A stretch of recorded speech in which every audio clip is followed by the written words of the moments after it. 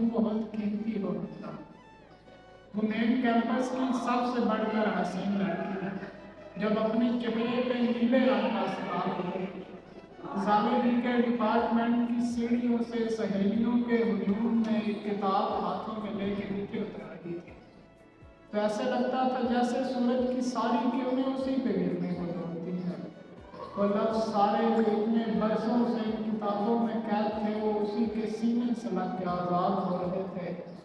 وہ بالکنی پہ جب کھڑی گنگنا رہی تھی تو سارے گاما کا ریسا، سارے محبتوں کے جو سر ہیں سارے، وہ اس کے آگے لکھے ہوئے تھے۔ کلاس روم میں 12ویں رو میں بیٹھی لڑکی کو دیکھ کر جب مسکراتی، کلاس روم میں 12ویں رو میں بیٹھی لڑکی کو دیکھ کر جب وہ مسکراتی تو ایسا لگتا تھا جیسے کوسے قضا کے ساتوں بھی رنگ اس کے گلاب پھولوں کی مسکراہٹ سے بن گئے ہیں۔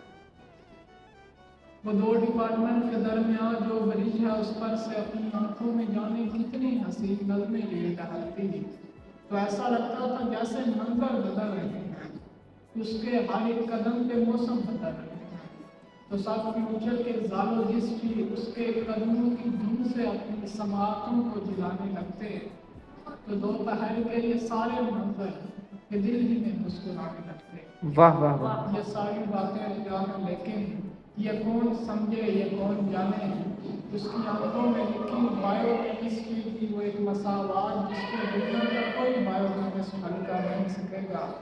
نہ جانے کیوں اس کی کھوج میں ایک اداس شاعر لگا ہوا ہے۔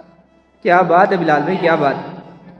جو کلاس روم میں بیٹھے بیٹھے فضول بھی میں ہر ایک ٹیچر سے بحث کرتا، خود اپنی انسلٹ ہو بھی جائے تو اس کے مرمر تراش ہونٹوں کی مسکراہٹ کی جو لکیریں ہیں ان کو اپنے حسین لفظوں کی ڈوریوں میں قید کر لیں۔ کیا بات ہے حسن بھائی، کیا بات ہے۔